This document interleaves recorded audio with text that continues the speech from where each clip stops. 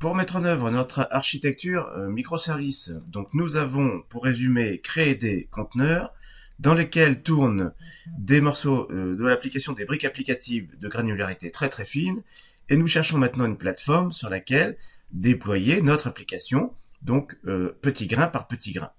Nous avons vu que Google propose Google Kubernetes Engine. De la même façon, chez Microsoft, vous avez Azure Kubernetes Service qui permet de déployer notre application sur Kubernetes d'une façon identique à ce que nous avons fait sur Google. Le cloud de Microsoft, d'une façon générale, c'est donc l'Azure, donc vous allez avoir un compte dans l'Azure chez Microsoft. Le fonctionnement est globalement le même que ce que vous avez chez Google Cloud. Et donc, le déploiement sur Kubernetes est assez similaire à ce que vous allez pouvoir faire chez Google. L'infrastructure Kubernetes fonctionnera de la même façon. L'outil essentiel pour interagir avec cette infrastructure, c'est kubectl, de la même façon que vous avez utilisé kubectl sur Google Kubernetes Engine et aussi le cluster Kubernetes de votre Docker Desktop d'ailleurs. Les fichiers de déploiement seront les mêmes.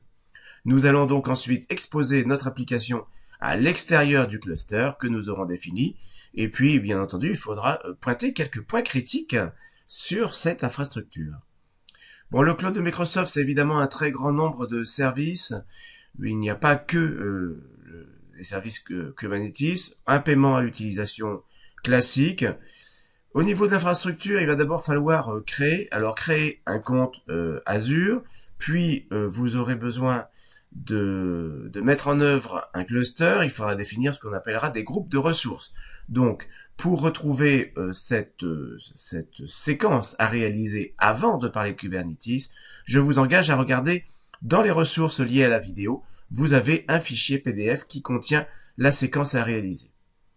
Ensuite, pour ce qui est de l'exposition, alors, bien entendu, possibilité d'un contrôleur ingress, mais sinon, tout simplement utiliser des services de load balancer, de type load balancer. Vous savez que les services sont de deux types fondamentaux, les services cluster IP, qui sont donc limités au cluster. Vous avez le node port, qui correspond donc à la définition d'un port qui permet d'accéder à votre service de n'importe quel nœud du cluster. Eh bien, nous allons ici utiliser un load balancer, mais bien entendu, pour que le load balancer existe, il faut une infrastructure.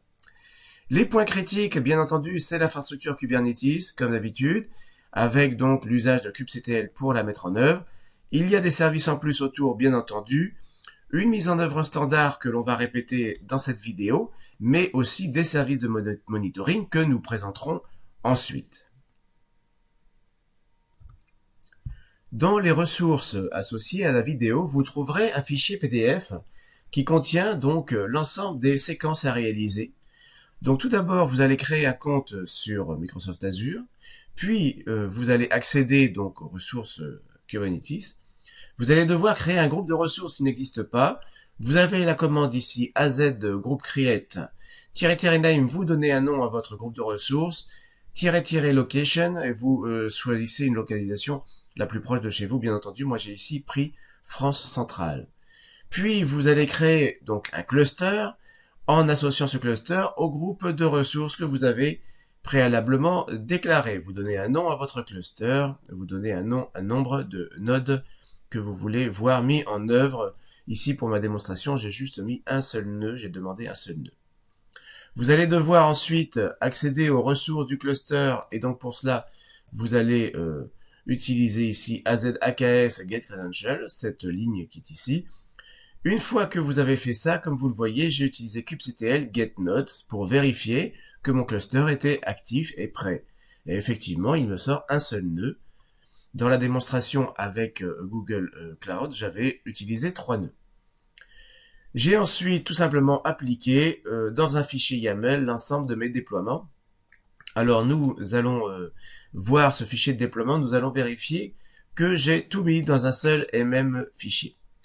Et lorsque vous avez utilisé ce fichier all-api apinet-iml, qui est donc un fichier YAML classique, vous pouvez vérifier que vous avez une IP externe disponible ici, donc c'était la 51.11.237.62.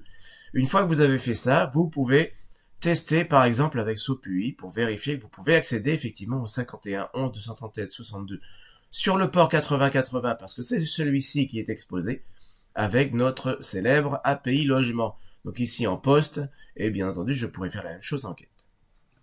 Donc sur l'Azure, il va vous falloir d'abord créer un compte, bien entendu. Donc vous allez sur Microsoft Azure, vous créez votre compte. Ici mon compte c'est contact@exercice.com. Et parmi les services que vous offre Microsoft Azure, il y en a quand même beaucoup, vous avez ici quelque part Services Kubernetes. Les services Kubernetes, la description est très très sympa. Vous cliquez dessus, vous allez arriver sur une page sur laquelle vous avez tout en haut ici la possibilité de déclencher le Cloud Shell. C'est la console qui est apparue en bas. Alors j'ai pris un Cloud Shell en bash et c'est dans cette console que vous allez taper les commandes que vous trouvez dans dans le fichier PDF que je vous ai joint. kubectl get notes.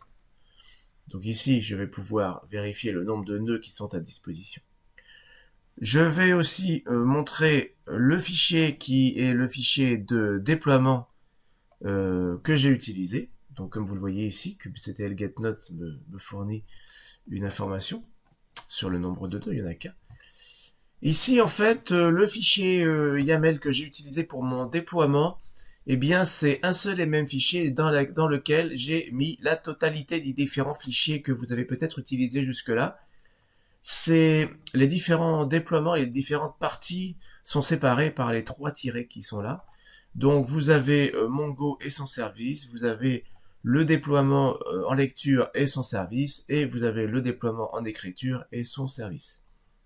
Les services de lecture et d'écriture, je leur ai donné un type load balancer. Alors ça, c'est un type qui n'aurait pas de sens sur Docker Desktop parce que en fait, il n'y a pas de contrôleur qui permet d'accéder à un équilibreur de charge. Mais évidemment, sur des infrastructures comme Google Cloud ou bien Microsoft Azure, Kubernetes Service, vous avez la possibilité de demander un équilibreur de charge et donc vous allez vous retrouver avec un service qui décrit l'accès get services, donc qui décrit l'accès à tous les nodes, à tous les pods, pardon, que vous avez décrit. kubectl get service, voilà, donc j'ai en fait, Mongo, je l'ai laissé en autre porte parce qu'en fait, en réalité, je n'ai besoin de lui qu'à l'intérieur du cluster. Mais par contre, les services de lecture et d'écriture, j'en ai besoin à l'extérieur. Donc, soit vous créez un autre contrôleur à côté, par exemple avec Ingress, qui vous permet d'accéder donc à ces services, soit vous demandez un service en load balancing et dans ce cas-là, vous aurez une adresse externe. Que j'ai utilisé ensuite avec SOAP-UI. Je rappelle que SOAP-UI, c'est l'outil que j'utilise ici pour tester mes web services. Je n'ai pas fait de front. Alors bien sûr, l'étape d'après, ce serait de réaliser un front qui irait chercher sur ces bacs, en post ou en get, eh bien, les différentes URL. Donc ici, j'accède au 51.11.237.62, qui est donc l'IP externe qui m'est fourni ici, et celui-ci, pardon, sur le port 8080. Et puis si je voulais tester la lecture, eh bien j'irai sur le port 81 de l'IP 237.10. Je vous remercie d'avoir suivi cette vidéo. J'ai montré que donc mon déploiement pouvait s'effectuer d'une manière similaire à ce que j'ai fait dans Google Kubernetes Engine, dans Microsoft Kubernetes Service, Azure Kubernetes Service exactement, AKS. Et donc j'ai montré aussi une autre forme de fichier de déploiement dans laquelle j'ai agrégé les différents déploiements que j'avais réalisés jusque-là. Et j'ai montré aussi l'utilisation d'un service en load balancing qui, je le rappelle, n'est disponible que dans les infrastructures genre ce que vous avez ici sur Microsoft ou ce que vous auriez chez Google. Si vous le faites sur le Docker Desktop, il y a des grandes chances que vous n'ayez pas à disposition un contrôleur qui fait directement la mise en œuvre d'un équilibreur de charge.